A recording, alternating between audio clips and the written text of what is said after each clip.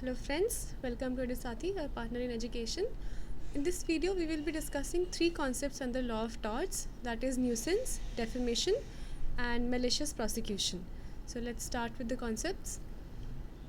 First of all, let's understand what is nuisance. Nuisance means an unreasonable interference with a person's use or enjoyment of the land or some right over or in connection with it. So what needs to be understood here is what would mean unreasonable interference. Unreasonable interference means the sort of interference which is not reasonable. So let's understand what is reasonable interference first, and then we will understand what is the unreasonable interference. Reasonable interference means something that is not possible to avoid, that is reasonable according to the ordinary usages of mankind living in that particular society. So anything other than the reasonable interference would amount to unreasonable interference. That is the key ingredient in the tort of nuisance. So how nuisance is caused? First of all, we understood what is unreasonable interference. So there has to be unreasonable interference with the person's use of land, with the use or enjoyment of plaintiff's property. In this case, what needs to be understood is what means plaintiff's property. There's no need to own a property. Anybody who's using that property for substantial period of time would also be considered as plaintiff under this tort of nuisance, and he can institute the case against a defendant for unreasonable interference with use of such property.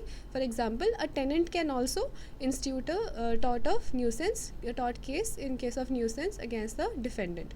So there must be a legal injury or threat of legal injury. What is different in this tort is, in other torts there has to be legal injury that has already been inflicted upon the plaintiff, but in this case even a threat of legal injury can be taken as a ground for tort of nuisance. A person can actually claim injunction against the defendant if he has a threat of a legal injury. So there is no need to prove that legal injury has already been inflicted upon the plaintiff. What is a tricky area here involved is there is a difference between public nuisance and private nuisance. We know that tort is an offence in which there is a violation of a right of a private parties. Individuals and private parties are the ones who can take benefit out of law of torts. So public nuisance would mean when the rights of public at large has been infringed due to unlawful and unreasonable interference. So this is not a tort. Only the private nuisance, where the rights of a private person has been infringed, that is right to enjoyment of his property, that would be included in the law of torts.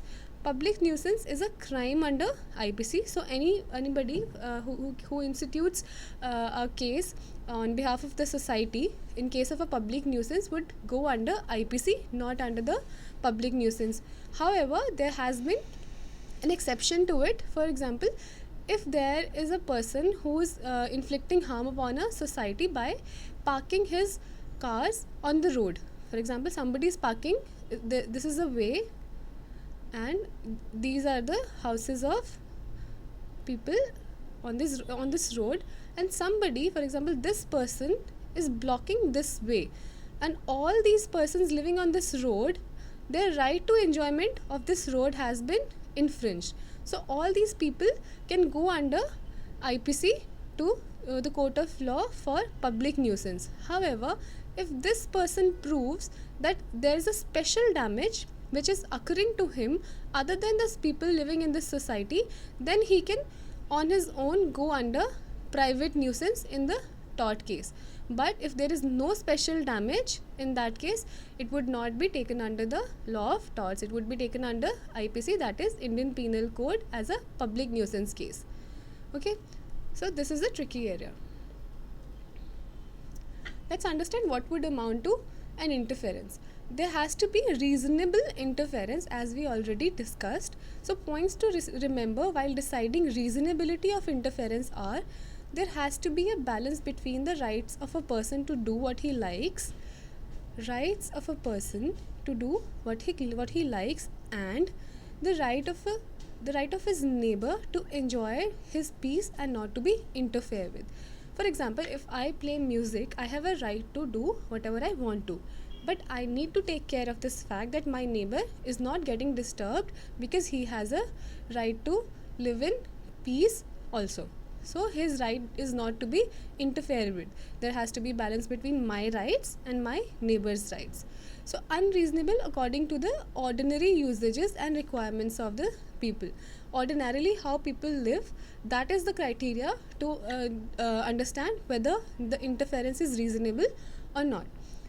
But the point to remember here is law would not protect a sensitive plaintiff. For example, somebody who is ill, that person is getting disturbed even by the neighbor starting his car. He cannot actually go to the court and say that I am ill, you're not supposed to start your car, just you cannot go anywhere because by starting your car I'm getting disturbed and I'm not able to sleep. So in this case, sensitive plaintiff would not be protected by law. Similarly, it would go for the sensitive activity being conducted by the plaintiff. He cannot claim that I am engaged in sensitive activity. So for example, if somebody is engaged in chemical experiments and all, so he cannot claim that my neighbors should not do certain amount of activities which they ordinarily do. And so in this case, he being involved in sensitive activity would not entitle him to stop neighbors from doing anything what they ordinarily do. Basis and defense. First of all, we understand use and enjoyment of the property, because it's an interference with the use and enjoyment of the property. So we will understand the use and enjoyment of the property.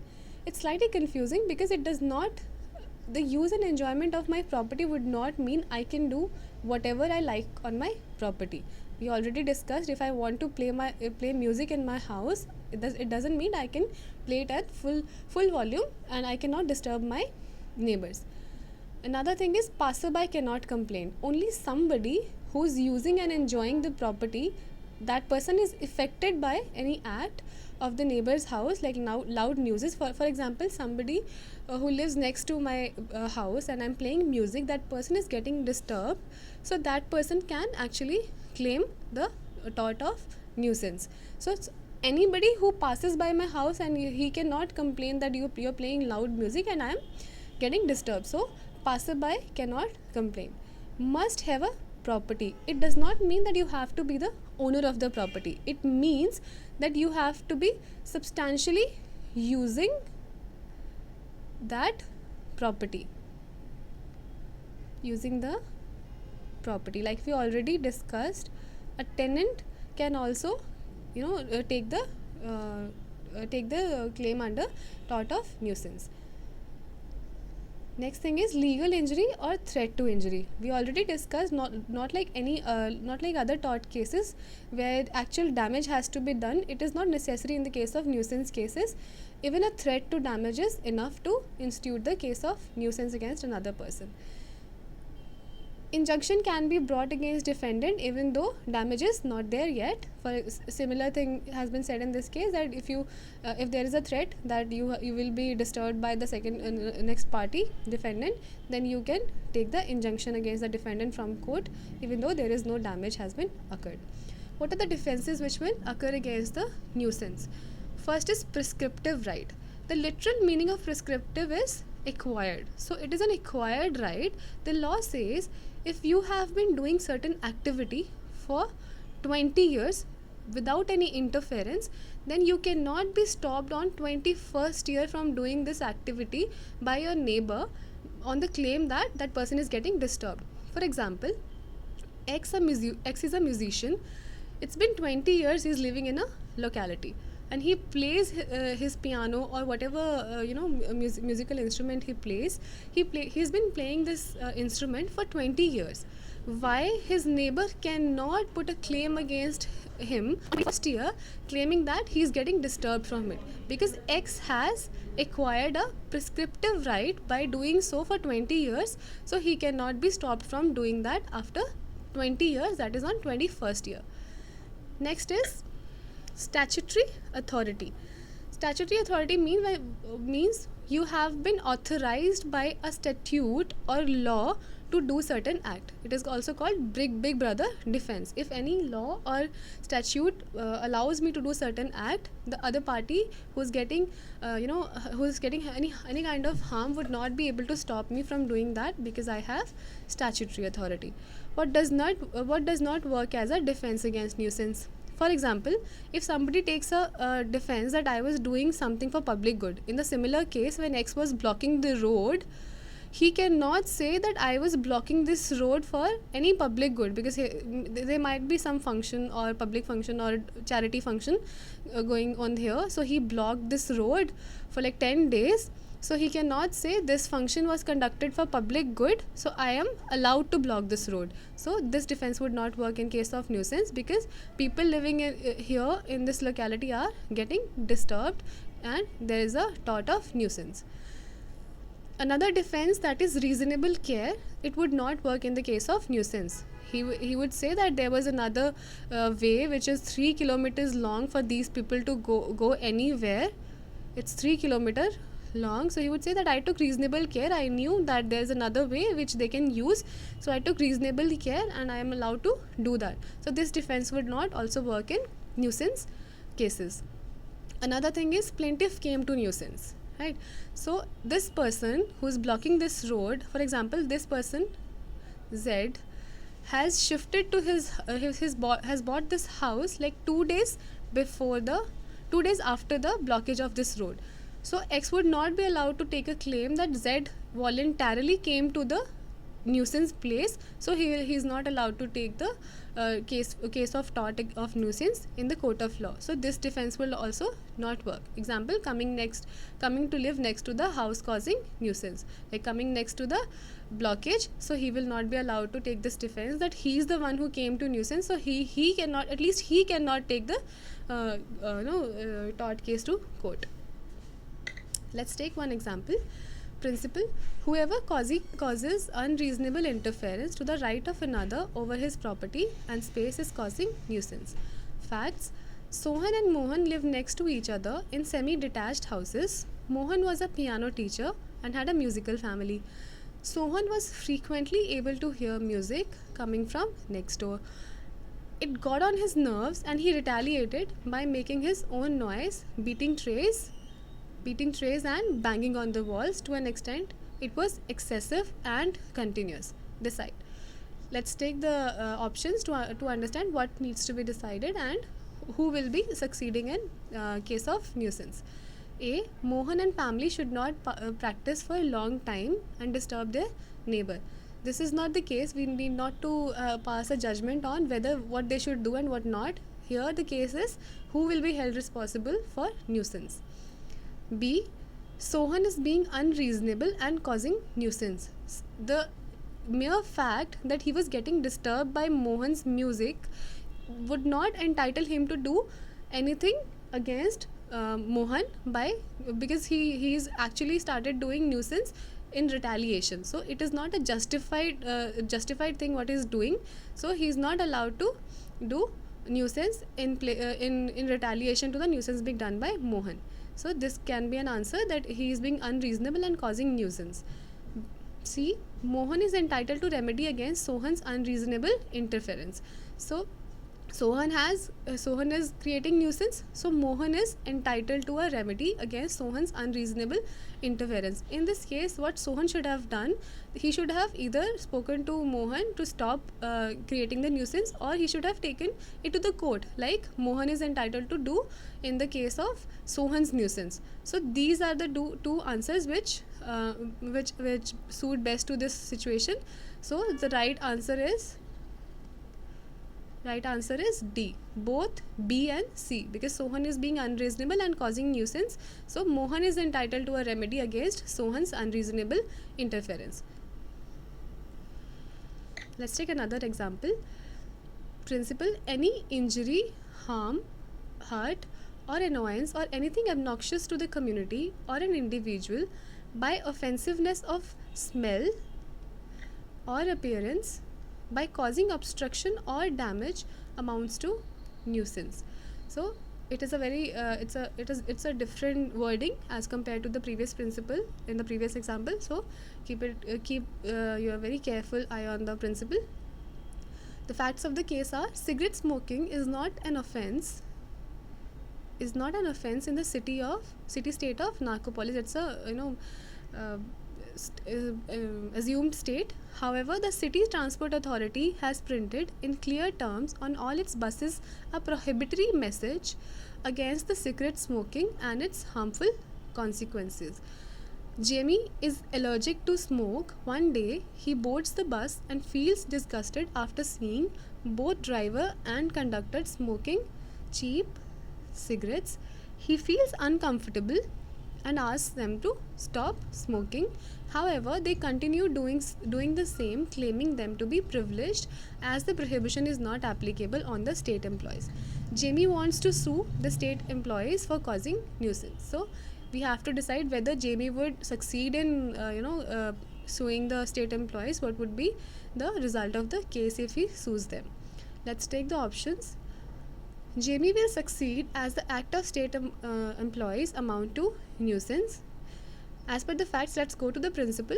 Here it says any injury, harm, hurt, or annoyance or anything obnoxious to the community or individual by its offensiveness of smell or appearance by causing obstruction or damage amounts to nuisance. In this case also, Jamie is allergic to the smoke, and the offensiveness of the smell while they were smoking cigarettes, the driver and the conductor, it would amount to nuisance because it's causing harm or hurt or annoyance to Jamie, right? So because he's allergic to it, so it's causing harm to Jamie. So it could be an option that he will succeed as state employees, the act of state employees amounts to nuisance. Next thing, Jamie is sensitive as such and cannot claim to have suffered harm. This cannot be an answer. C. The state cannot take defense of being statutory authority and so not liable. The state is not involved here, so it's outrightly deducted. None of the above. So the right answer is that Jamie will succeed as the act of state employees amounts to nuisance. Next concept we need to discuss after nuisance is defamation. Defamation, if you segregate the word defamation, it is derived from defame, to take away person's fame or reputation.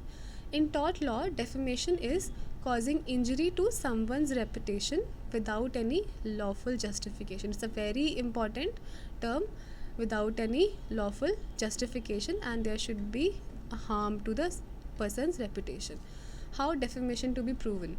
There has to be an injurious statement which is not based on the truth. If it's based on the truth, it will work as an absolute defense. If you say something wrong against somebody, then if it's a truth, then you will not be liable for the tort of defamation. So truth is an absolute defense. About plaintiff, it should be about plaintiff, and reasonable people believe that it referred to plaintiff. It should be clear from the statement that it is referring to the plaintiff, right? If you say that A is thief, right? So the statement itself clearly says, and everybody who would hear or read this fact written or spoken that A is thief would also believe that it is referring to plaintiff only. Okay, it should be published. By published, it means someone other than the plaintiff gets to know it. If you write an email to A that you are a thief, then only A would know that you have said such words. But if you publish this thing in newspaper or say it in a public meeting or say it to 2 or 3 people or your colleagues, then in that case it will amount to be published because someone other than the plaintiff has got to know it. So defamation would mean any injurious statement about plaintiff which a reasonable person would believe has referred to plaintiff, and someone other than the plaintiff has got to know it. It would amount to defamation. What are the types of defamation? There are 2 types of defamation, and the only difference which lies in them is in the form in which they are published. The first part is libel. First type is libel, and the second is slander. In libel, defamation by written or printed words, pictures, or in any form other than spoken words and gestures. other than spoken words and gestures, any form would amount to libel. It's a first form of defamation. And offending material published in some fleeting and transitory form as spoken words and sounds, sign language, gestures, and the like. So other than written words, pictures, and printed pictures, anything which is said, spoken, or in sound language or sign language, gestures, if anything is done and published in that manner, it would amount to slander. So the only difference lies between the form of its publication. Let's take an example. Principle 1. If you cause an injury to person's reputation without any lawful justification, then the tort of defamation is committed. So supporting principle 2 is substantial truth is an absolute defense to defamation, like we already discussed. Let's take the facts. Mazhar Sultan was a resident of Dombivli, Maharashtra. He was engaged in the business of gambling and had liquor dens, and a country-made liquor was supplied from these dens. It was also a safe hideout for many antisocial elements. Dainik Jagran carried out a report about the activities being carried out there and called Mazhar a traitor who was conspiring with the enemy state to harm the security and sovereignty of India. The offence of colliding and conspiring with the enemy state to harm the security and sovereignty of India is called sedition. The term which is used for this offence is sedition. So what Dainik Jagran did, they put an allegation on Mazhar that he is involved in sedition. Can Mazhar file a suit for defamation against Dainik Jagran? Let's take the examples. Let's take the options. First, no, because many legal activities were happening in the premises. Because just because he is involved in illegal activities would not mean that it entitles the Dainik Jagran to publish anything and everything about Mazhar. So this is not an option, because they published something which was not true. Because we read out the facts if we read out the facts very carefully, there is no proof, there is no fact which proves that he was colliding with the enemy state or any antisocial elements to harm the security and sovereignty of India. So just because he is involved in illegal activities, it would not entitle Dainik Jagran to carry out such report and say anything about Mazhar. No, because publication was based on truth. We have already said that it's not based on truth, so this is not an answer.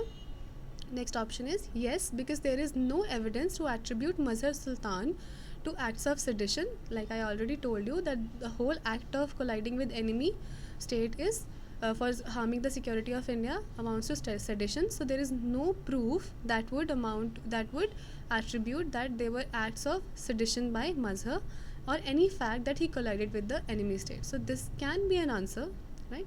Let's take next option also. Yes, because his reputation has badly suffered in the eyes of general public. So if we go by the principle and facts, the reputation has been badly suffered, but the closest and ideal answer would be C, which gives the due reason for the defamation. The answer D also provides that there was a defamation, but it gives the reason why it amounts to defamation. So the ideal answer would be C, because there is no proof to attribute his acts to sedition. So Dainik Jagran has committed a tort of defamation. Another example, principle, the tort of defamation consists in injuring the reputation of another. Facts, X and Y work in the same office and love each other. So there are two parties already. Their boss doesn't like them as he himself is in love with Y. The third party is boss, so he is also in love with Y. Out of spite, he starts a rumor that X and Y are living together. Okay, so here starts the rumor. He tells it to the secretary. Anybody other than the parties involved has got to know about it. That is boss's secretary, who passes it on to her other secretary friends. So there's another publication. There are two stages of publication. One, when boss tells his secretary. Second, one defamation occurs here, one publication. The second publication is when she tells her to the other secretary friends. So can X and Y sue the secretary for defamation and not the boss? So there are two stages of publication. So two defamation, two persons are liable for the defamation separately for the same defamation. So let's take the options to decide whether they can sue the secretary only, not boss. First option A, the action isn't maintainable as publication was done by the boss. No, there were two publications. So this cannot be an answer. B, the action is maintainable as there was a publication at both stages and X and Y are free to choose not to sue the boss. Yes, this can be an answer because they want to choose only secretary and not the boss. So they have the freedom to choose the defendant whom they want to sue. So this can be an answer. Let's take the next option, C. To sue one and not another violates Article 14. This is not the question which we have to decide here, because it's upon the boss or the secretary to further claim. It's not the question we have to decide here. Article 14 refers to right to equality, so we cannot take this to the other level. So this is not the question we have to decide, so this is not an answer. D, there was no injury to reputation. Cohabitation is a common in this day and age. This is upon the parties to decide if they believe that this has injured their reputation, the publication of this fact or the rumor. So this is upon if they feel that it's a defamation for them, so they can file a suit. It is not an answer. We cannot just pass a judgment and decide on behalf of X and Y. So this is an answer. The action is maintainable and they can choose anybody they want to take a case against. Next concept we need to discuss in this video is malicious prosecution. It's a bit technical concept, so we will go into detail stage by stage. The meaning of malicious prosecution is filing a false criminal case without reasonable cause and with the intent to harm someone.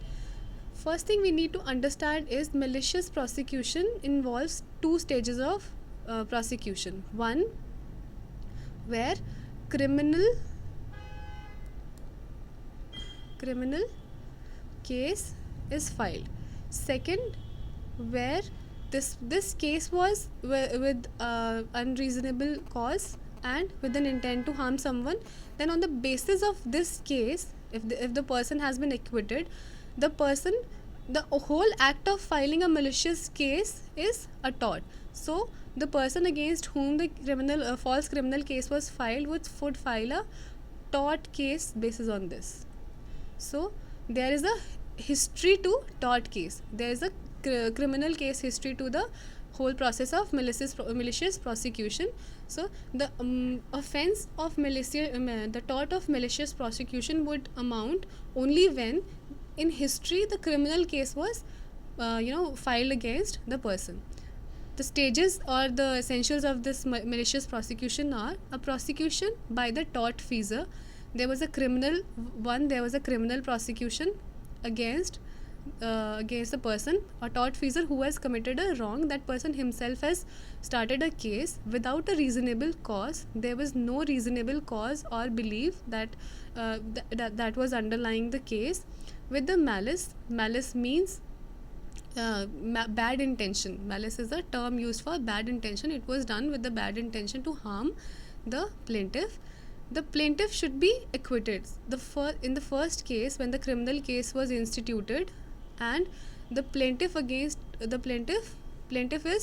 here is who will go for tort case. The defendant in that case would mean the person against whom the criminal case was filed. That person has been acquitted in that case. That means it is proved in the court of law that the case was wrong and with malicious intention. So he has been acquitted. The plaintiff here is somebody who is going for the tort of malicious prosecution, who is filing tort case. The plaintiff in tort case, not in the case of criminal case, right? Some damage to the plaintiff.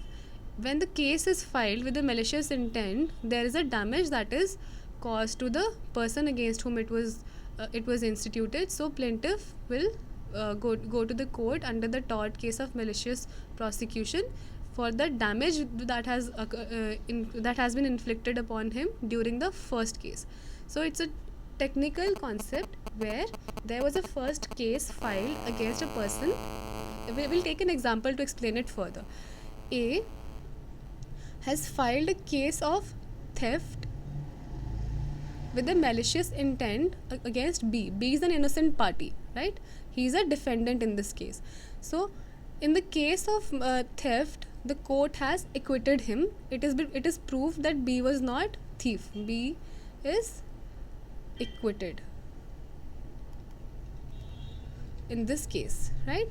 So after this case, there was a harm of reputation to B due to the case by A. B can now go to court.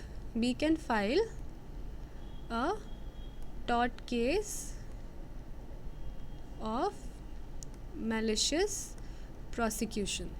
So here is the tort case which come into play.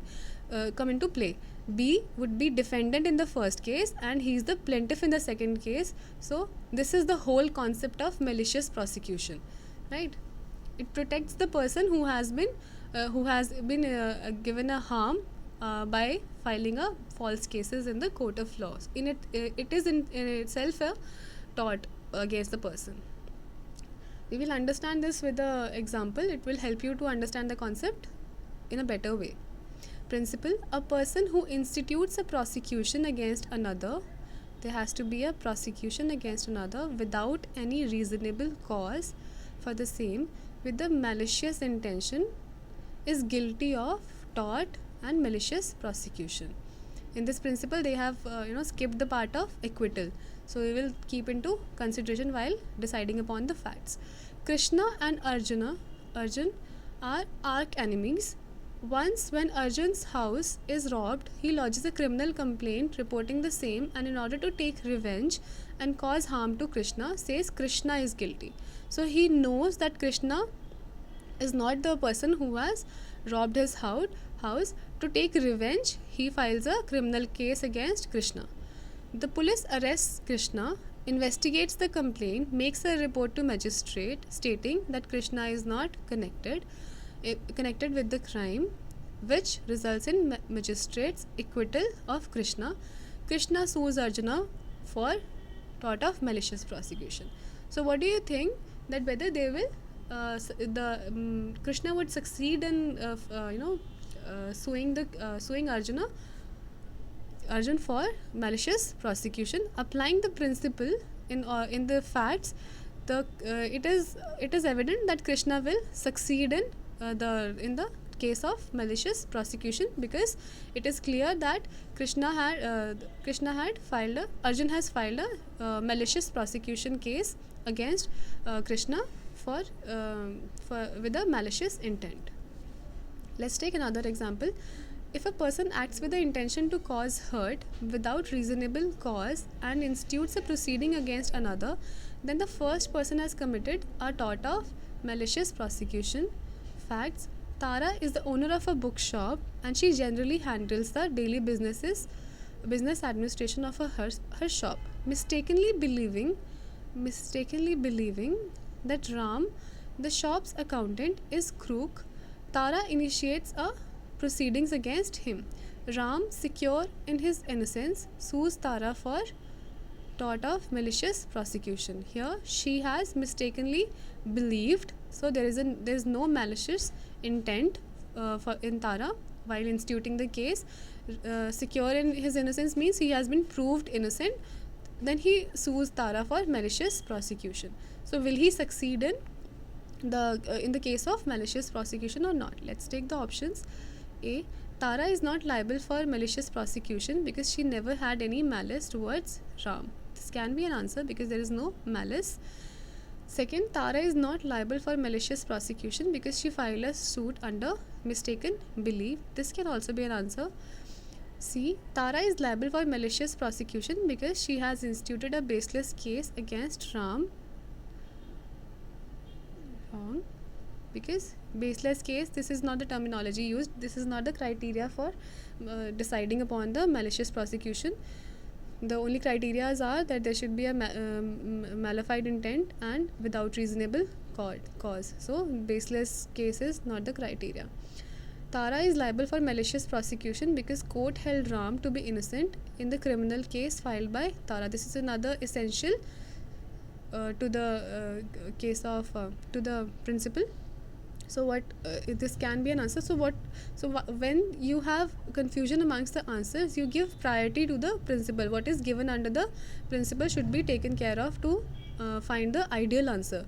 So in this case we have without reasonable care, though there is no mention of either acquittal, because acquittal is not there.